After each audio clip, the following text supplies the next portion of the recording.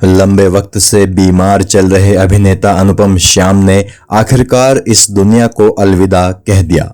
8 अगस्त 2021 को अनुपम Shyam multiple organ failure की वजह से रात तकरीबन 8 बजे स्वर्ग सिधार गए।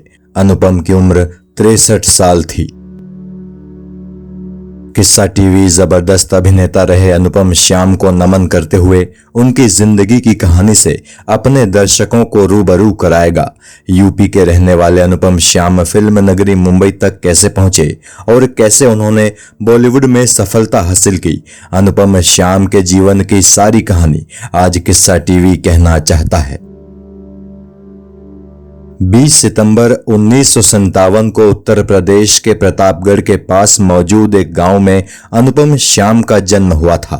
एक किसान परिवार में पैदा हुए अनुपम श्याम का पूरा नाम अनुपम श्याम ओझा था। गांव में जब ये स्कूल में पढ़ा करते थे तो तभी फिल्में और फिल्मी दुनिया इन्हें अपनी तरफ खींचने लगे थे। कम उम्र में ही इनके ज़हन में सिल्वर स्क्रीन का हिस्सा बनने का ख्वाब उभरने लगा था।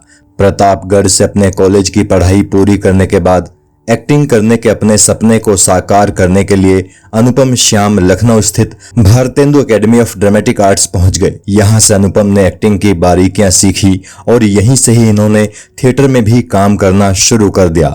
लखनऊ से शुरू हुई थिएटर की इनकी यात्रा दिल्ली में एनएचडी तक इन्हें ले आई। ये एनएचडी की रेपेटरी कंपनी में नौकरी करने लगे। पंडित सत्यदेव दुबे और इब्राहिम अलकाजी जैसे महान थिएटर डायरेक्टर्स के साथ इन्होंने काम किया। इस दौरान जब भी ये गांव जाया करते थे तो गांव के लोग अक्सर इनका मजाक उड़ाया करते थे, लेकिन अनुपम कभी भी किसी के मजाक का बुरा नहीं मानते थे। अनुपम जब दिल्ली में थे तो इन्हें 2 फिल्मों के ऑफर आए। ये फिल्में थी बर्नार्डो बर्टिलुची की लिटिल बुद्धा और शेखर कपूर की बैंडिट क्वीन।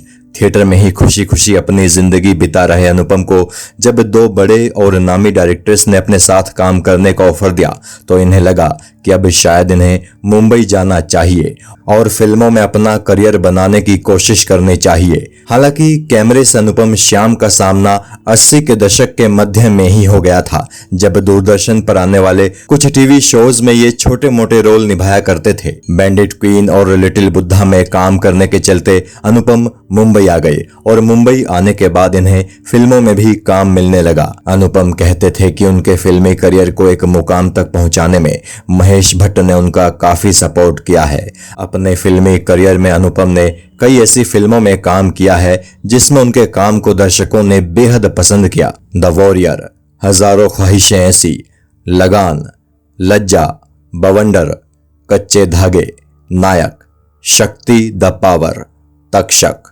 पाप, परजानिया, रक्त चरित्र, गोलमाल, स्लमडॉग मिलेनियर, वांटेड, हल्ला बोल और मुन्ना माइकल।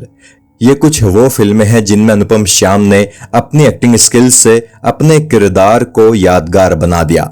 इनकी आखिरी फिल्म थी 2019 में रिलीज हुई 706। फिल्मों में बेशक अनुपम श्याम ने एक से बढ़कर एक किरदार निभाए और इनके कई किरदारों को दर्शकों ने बेहद पसंद भी किया, लेकिन फिल्मों से कभी भी अनुपम को वो पहचान नहीं मिल पाई जो हर एक्टर की ख्वाहिश होती है। अनुपम को वो पहचान मिली छोटे पर्दे से। यूं तो ये दूरदर्शन के जमाने से ही छोटे पर्दे पर काम कर रहे थे, लेकिन इस साल 2009 में आए स्टार प्लस के शो मन की आवाज प्रतिज्ञा में इनके निभाए ठाकुर सज्जन सिंह के किरदार ने इन्हें शोहरत के उस मुकाम पर पहुंचा दिया जहां पहुंचने का सपना हर एक्टर देखता है। ठाकुर सज्जन सिंह के किरदार को अनुपम ने इतनी खूबसूरती से निभाया कि हर कोई उनका मुरीद हो गया। भारत के घर घर में अनुपम श्याम को पहचान मिल गई। अनुपम कहीं भी जाते तो लोग उन्हें ठाकुर सज्जन सिंह कहकर पुकारते थे। ये शो पूरे 3 साल तक चला और लगातार 3 साल अनुपम श्याम ने अपनी एक्टिंग का जादू टीवी के शौकीनों पर चलाए रखा। अनुपम श्याम की निजी जिंदगी की बात करें तो इनकी शादी सावित्री नाम की महिला से हुई है। इनके बच्चे हैं या नहीं, इसके बारे में कोई जानकारी नहीं मिल पाई है। फैजाबाद स्थित राम मनोहर लोहिया यूनिवर्सिटी से इन्होंने पोस्ट ग्रेजुएशन किया था। इसी यूनिवर्सिटी में इनके भाई अनुराग ओझा भी इनके साथ ही पढ़ाई किया करते थे। अनुपम श्याम ने केवल हिंदी ही नहीं, भोजपुरी व अन्य कुछ भाषाओं की फिल्मों में भी काम किया है। पॉलिटिकली भी अनुपम श्याम काफी एक्टिव थे और 2011 में अन्ना आंदोलन को समर्थन देने के लिए ये जंतर मंतर भी पहुंचे थे। इतना ही नहीं, इलाहाबाद या फिर प्रतापगढ़ से वो बीजेपी के टिकट पर लोकसभा चुनाव भी लड़ना चाहते थे। पिछले साल अनुपम श्याम उस वक्त चर्चाओं में आए थे जब सोशल मीडिया पर यह खबर वायरल हुई कि अनुपम श्याम गंभीर रूप से बीमार हैं और उनके पास अपना इलाज कराने के लिए भी पैसे नहीं हैं। ऐसे में फिल्म इंडस्ट्री से जुड़े कई लोग उनकी मदद के लिए आगे आए थे। उत्तर प्रदेश के मुख्यमंत्री योगी आदित्यनाथ ने भी इलाज कराने के लिए अनुपम श्याम को 20 लाख रुपए की आर्थिक सहायता दी थी। उस दौरान अनुपम श्याम की सेहत में काफी सुधार भी हुआ था। अस्पताल से छुट्टी मिलने के बाद अनुपम श्याम ने मन की आवाज प्रतिज्ञा शो के दूसरे सीजन की शूटिंग भी शुरू कर दी थी। लेकिन इसी दौरान एक बार फिर से अनुपम श्याम गंभीर रूप से बीमार हो गए और उन्हें अस्पताल में भर्ती कराना पड़ा। कई दिनों तक मौत से लड़ने के बाद आखिरकार अनुपम श्याम जिंदगी की जंग हार गए। अनुपम श्याम जैसे महान एक्टर को किस्सा टीवी नमन करता है और फिल्म व टीवी जगत में उनके योगदान के लिए उन्हें सैल्यूट करता है। जय हिंद।